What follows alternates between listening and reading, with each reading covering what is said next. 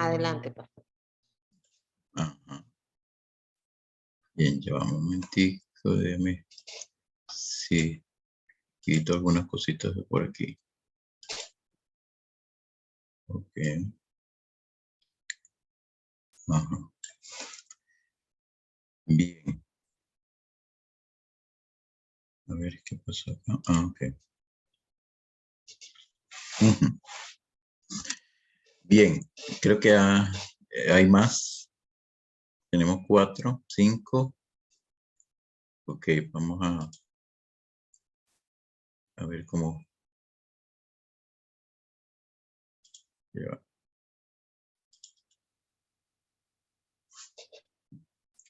Ya.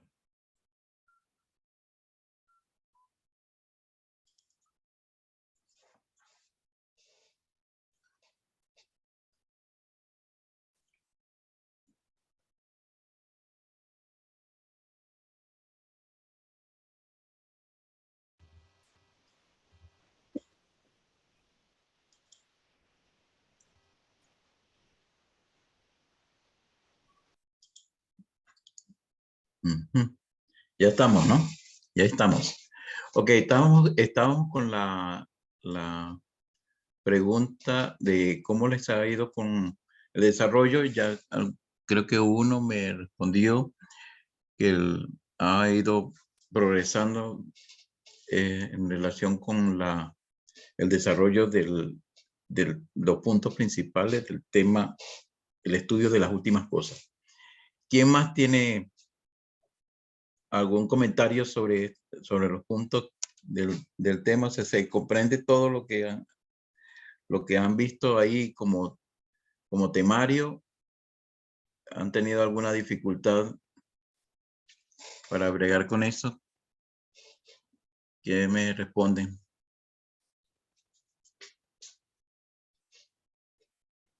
¿Qué me dicen? No sé si se oye. No sé, profe, no sé si los jóvenes están agarrándome la idea, copiándome. Sí, yo lo estoy escuchando, profe. ¿Sí me escuchan? Ah, ok. Y por acá Bien. en el chat nos están indicando el hermano José y la hermana Fanny que no le pueden ver, no tienen audio ni cámara, o sea, no pueden hablar, pero por el chat ellos le pueden colocar sus Ah, me respuestas pueden porque le oír. están escuchando, sí, le pueden oír. Ah, qué bien, qué bueno. Aquí dice, Ok. profesor, la única dificultad ha sido tener que leer bastante, más nada, dice el hermano José. Sí, es verdad. Este es lo problemático, hay que leer mucho. No, y sobre todo con Schaeffer, que son libros, imagínense, son estudios de los años 1800, ¿no? Y ellos se dedicaban a escribir demasiado. Yo no sé cómo tenían ellos tanta información para escribir demasiado. Y entonces a uno ahora pues le afecta un poco, le pega un poco el hecho de tener que leer tanto para poder extraer una idea sencilla, un punto sencillo, una explicación sencilla sobre lo que uno lee. Es problemático. Y son los únicos que tenemos así, como Berkhoff es problemático porque usa demasiado latín. Entonces usa mucho el latín. Entonces es un poquito problemático. Schaeffer. Lo que más se parecen es Schaeffer con Scofield. Entonces, más bien, Schaeffer toma de Scofield. Yo no sé si han tenido ustedes la oportunidad de tener una Biblia de Scofield. No sé, ¿la profe ha tenido alguna vez oportunidad de tener esa Biblia de Scofield? Por acá tenemos una, Ajá. pero no es nuestra, pues la estamos, mi esposo la está revisando ahorita y tiene unos pies de página amplios. Ok. Da algunas explicaciones y la Biblia de Scofield, bueno, sí, en la versión Reina Valera más, bueno, una de las más antiguas. Ok. La más antigua, sí, Sí, sí. imagínense. Aquí la Es tenemos, tremendo. ya la voy a buscar, por cierto, aquí la tengo. Bien. Ok, como hemos dicho, sí, sí es importante tener información de gente confiable en relación con nuestra tradición evangélica, a la cual pertenece la Iglesia Libre, la Obice, Asigeo y está Mundo Unido. Entonces, ellos tienen, ok, ya, está bien. Esa es la de Reina Valera. ¿De qué año? Reina Valera, sí, bueno, antigua versión de Casiodoro de Reina 1569 y Valera Wow. 1602. Algunos dicen que es muy buena, es muy buena en cuanto a explicación original se refiere, ¿no? Sí, En cuanto a traducción. Algunos prefieren esa Biblia que la actual de 1960, ok, que Reina Valera de la 60. Prefieren esa que me mostraste ahorita a la otra, a la actual. ya. Pero hay algunos autores, comentaristas que son muy conservadores en relación con eso, porque prefieren ese tipo de Biblia que tiene más tiempo, que es de más atrás y que corresponde como a un original.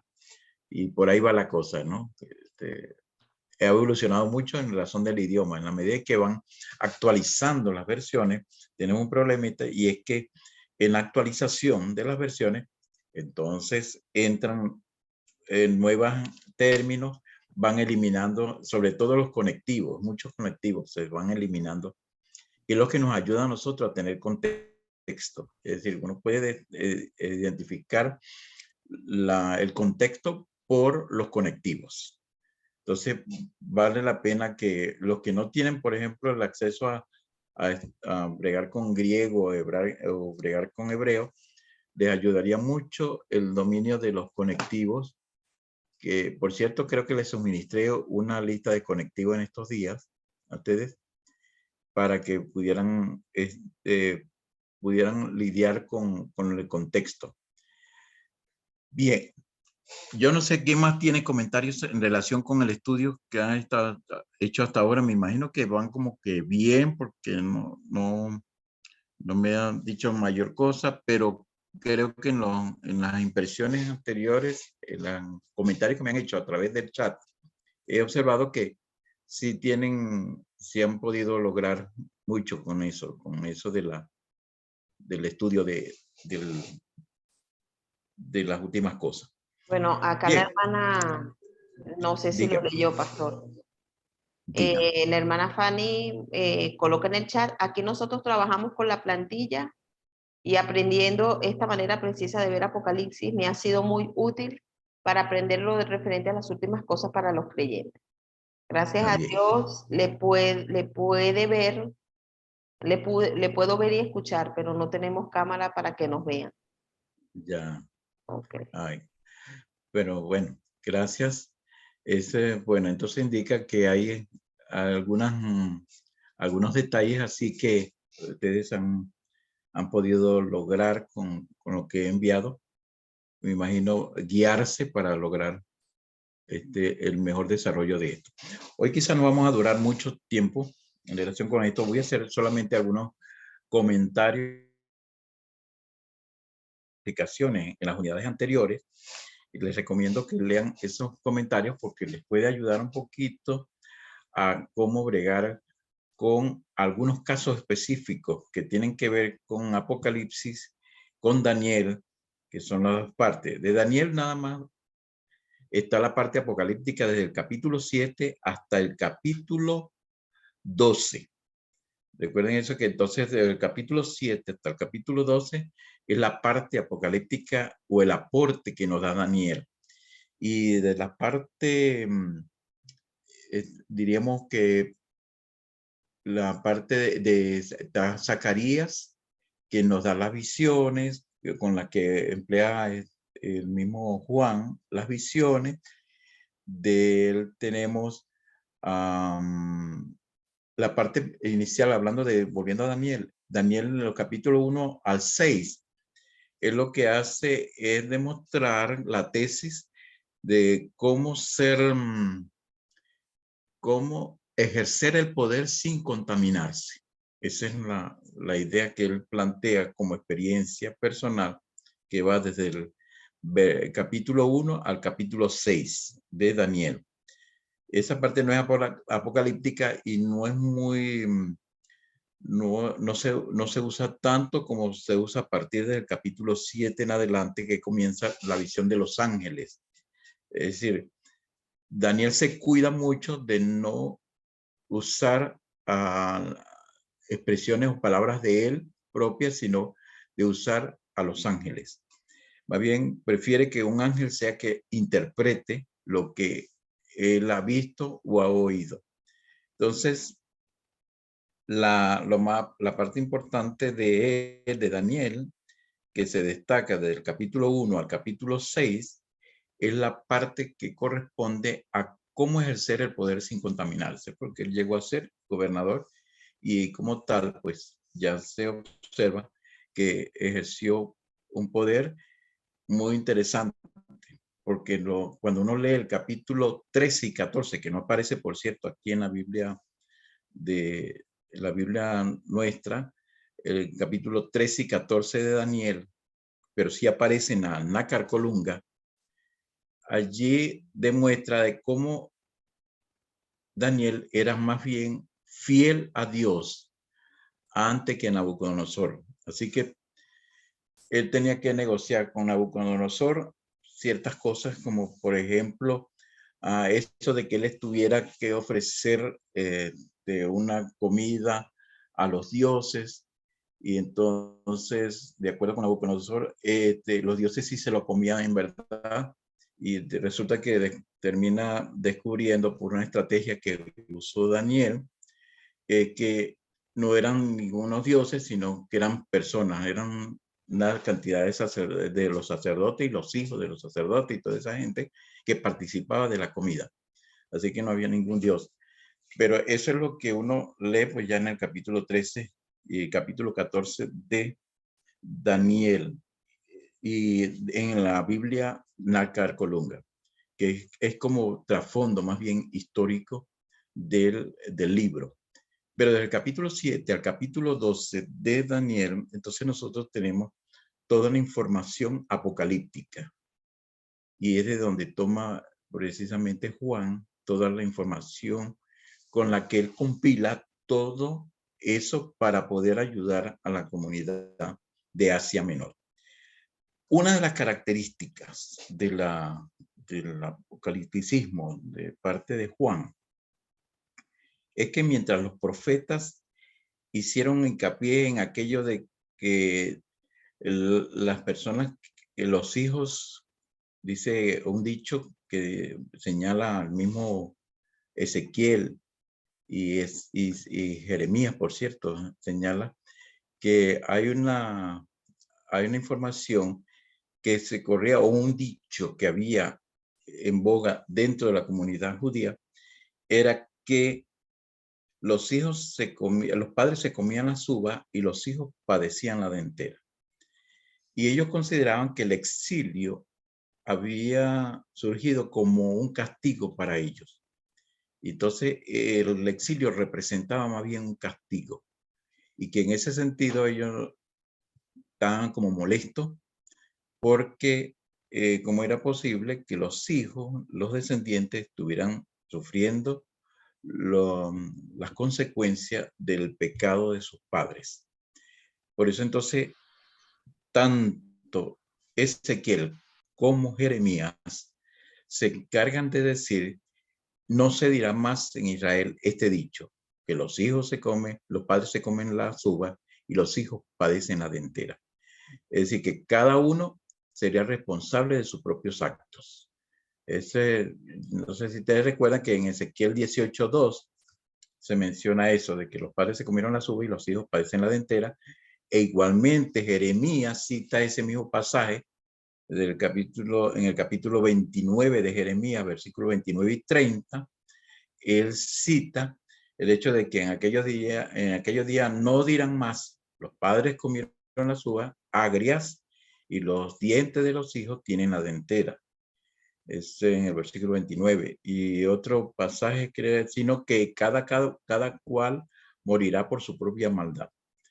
Entonces, es importante que ese concepto que había, que los hijos o las descendientes padecían las consecuencias de los pecados cometidos por los padres, ya no ocurre más para los que hacen Apocalipsis. Porque en Apocalipsis, entonces ya el pecado es individual. Cada uno es responsable de sus propios actos. Entonces, es interesante tener claro eso de cómo se aplica la profecía y cómo se aplica el Apocalipsis. El Apocalipsis procura, entonces, no hacer como lo que hicieron los profetas. Los profetas más bien como que predicaron, proclamaron en la palabra de Dios para lograr que el pueblo de Israel volviera a Dios, se arrepintiera de sus pecados. Ese era el objeto. Y si ellos se arrepentían, entonces tendrían como resultado el favor de Dios. Ese era el propósito que uno observa cuando uno lee los libros proféticos. Allá, la idea era que la persona que cometía su falta debía revisar su vida y volver a Dios.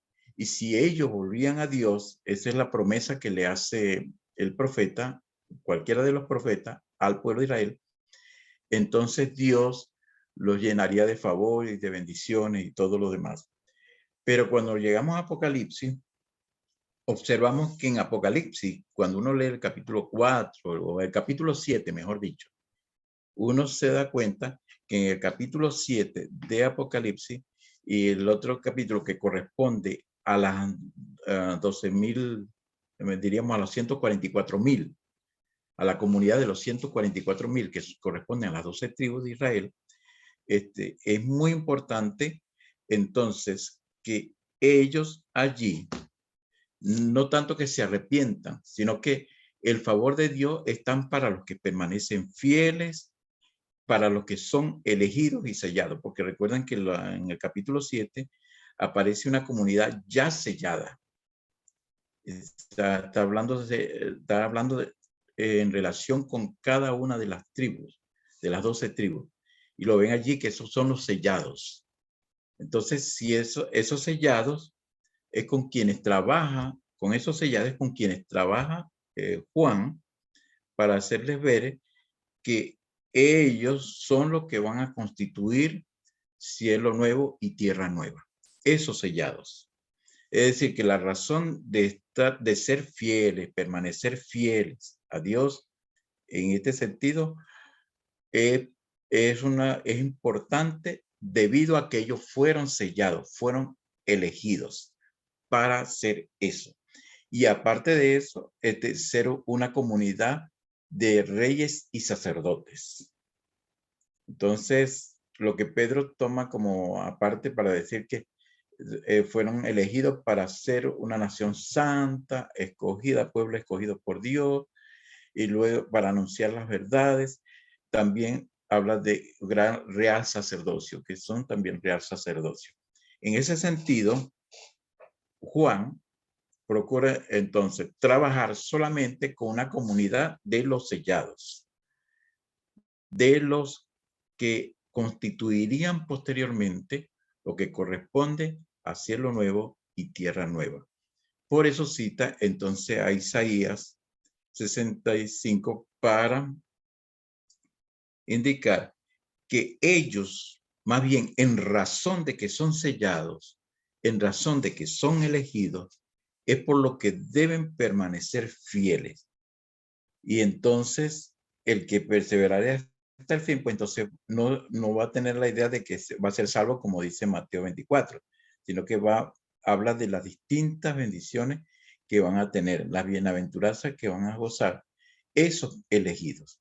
Entonces prácticamente la distinción entre los profetas y el Apocalipsis es que los profetas llaman la atención a todo el pueblo de Israel a que vuelva a Dios, que se mantenga dentro de Dios, o que si se arrepienten ellos, entonces van a gozar de las bendiciones de Dios. De lo contrario, van a ser castigados.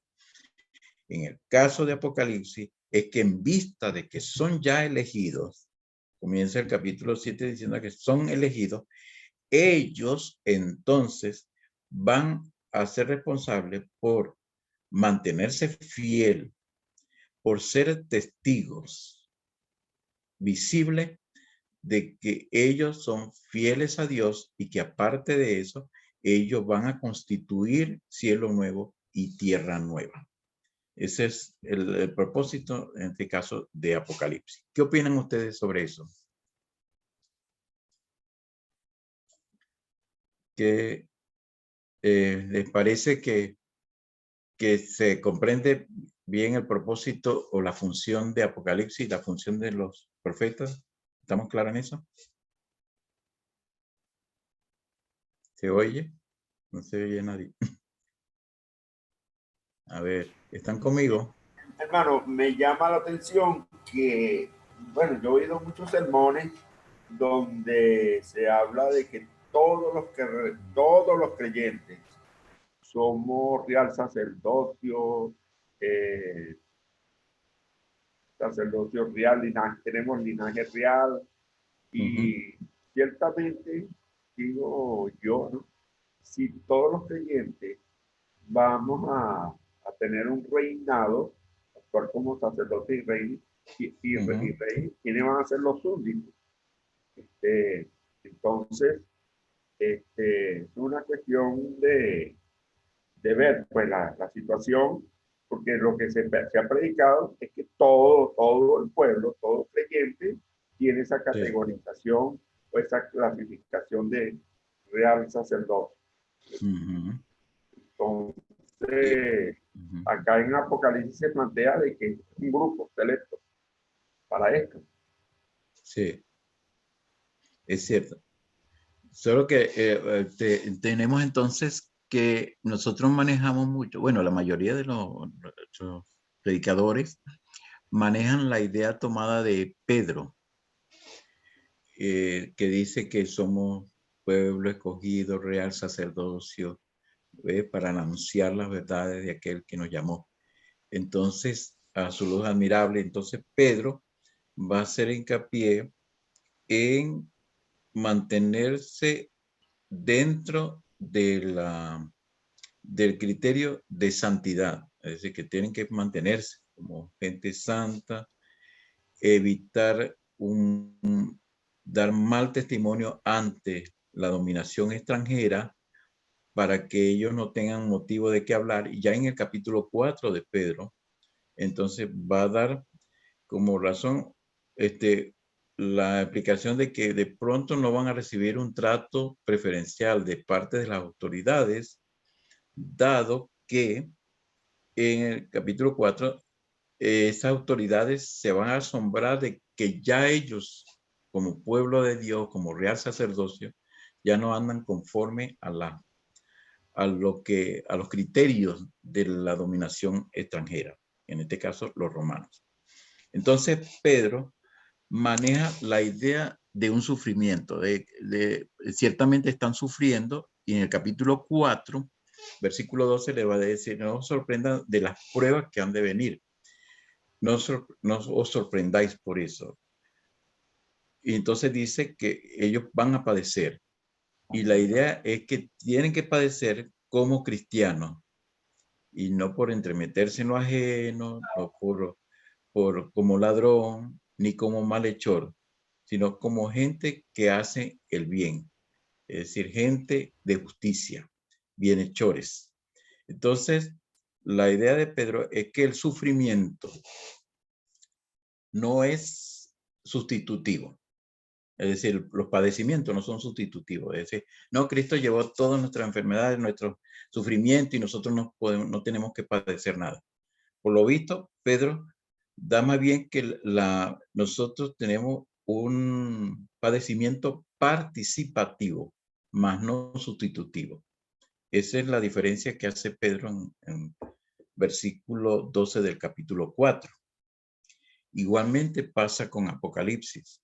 Apocalipsis maneja la idea de que nuestro estar en el Señor es más bien, a pesar de que somos reyes y sacerdotes, la idea es lograr ser puentes, constructores de puentes de la humanidad hacia Dios.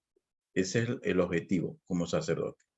Entonces, en Apocalipsis hay que padecer, obviamente, pero hay que tener aguante, hay que tener paciencia. El término paciencia tiene que decir, significa pues aguantarse ahí hasta el fin. Todo lo que pueda para resistir sobre todo a la dominación que está sobre ellos. Entonces, es interesante eso que te dice. Nosotros somos, claro, lo han predicado nuestros predicadores, han hablado de eso y nos han puesto en situación de que somos un sacerdocio universal. La iglesia somos un sacerdocio para Dios. Y obviamente como reyes también porque pertenecemos a un reino. Claro. No tanto porque tengamos súbditos, sino porque pertenecemos a un reino. ¿Qué me dicen? Eso era lo que yo... Sí. Se entrecortó la... Ajá. No, lo que pasa es que me tengo que salir porque yo estoy conectada por el teléfono y me hace interferencia. Pero sí, Ah, ok. así es que yo entiendo esa lectura. No es, o Está sea, bien.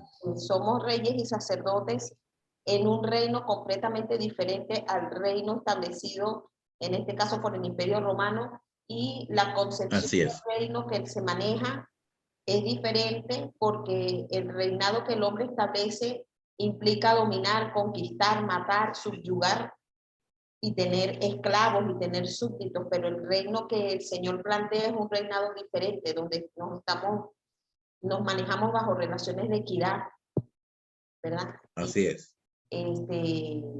No hay la necesidad de que haya alguien que esté subordinado por otro, sino que todos, pues, de acuerdo a la posición que Dios nos ha dado, pues nos podemos manejar bajo relaciones, diríamos, vamos a decirlo así, relaciones de igualdad. Y es por eso, ¿verdad?, que Así es. el Imperio Romano temblaba cuando ya los cristianos eran, bueno, estaban haciendo su labor de predicar el Evangelio, porque precisamente el comportamiento era distinto, ¿no? El comportamiento que los cristianos tenían era distinto. Así es. Bueno, hay un peligro, pues, de que los cristianos se conviertan en un estado dentro de este estado y eso no puede ser. Para que eso no ocurra, entonces hay que perseguir.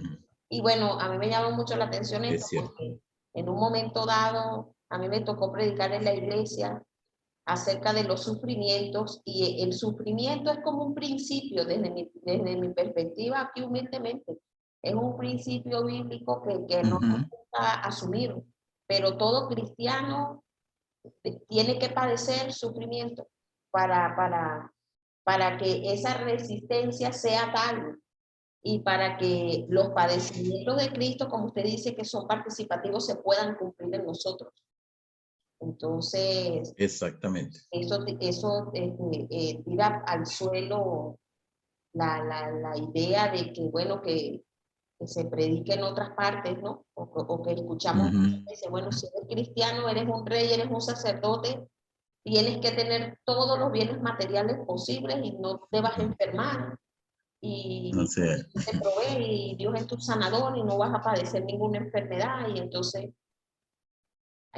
yo lo estoy entendiendo así, por eso es que Así es, correcto. Es correcto. entonces dice, creo que es en Santiago, pedís y no recibís porque pedís mal, porque están Así es. pidiendo conforme a lo que nosotros creemos que es el Es gobernar cierto. con Cristo, el estar sentados en lugares celestiales con Cristo. Entonces, bueno, leer el Apocalipsis desde esta perspectiva, bueno, es como, bueno, leer de nuevo algo desconocido en un momento. Sí. No, no desconocemos el sacerdocio universal, ¿no? Solo que como lo explicaste, lo ha explicado la profesora también, es importante entenderlo así como ya lo está diciendo, no tenemos súbditos, estamos bajo la dirección de Dios y somos responsables ante Dios. Entonces, es importante ese detalle de que como reyes no tenemos eso, sino que pertenecemos a un reino como tal. Y ella lo ha explicado, la profesora lo ha explicado muy bien. Eso me parece que ese debe ser el sentir nuestro. Y en la parte de que vamos a sufrir o padecer, es inevitable. Vamos a estar padeciendo para, como un principio, como mencionó la profesora, es un principio, es un punto de partida que nos permite a nosotros de lograr las bienaventuranzas de parte en Apocalipsis, lograr las bienaventuranzas. Si no hay esa persistencia hasta el fin, no hay la demostración de victoria en Cristo. Es decir, lo que nos va a permitir a nosotros lograr eso es el hecho de que nosotros permanezcamos así. Cuando leemos Filipenses capítulo 1, versículo 20, 19 y 20, Filipenses, Pablo habla que estaba bajo el imperio romano también. Él dice que no solamente que creamos, no es que nos es concedido creer solamente, sino que también padezcáis por él.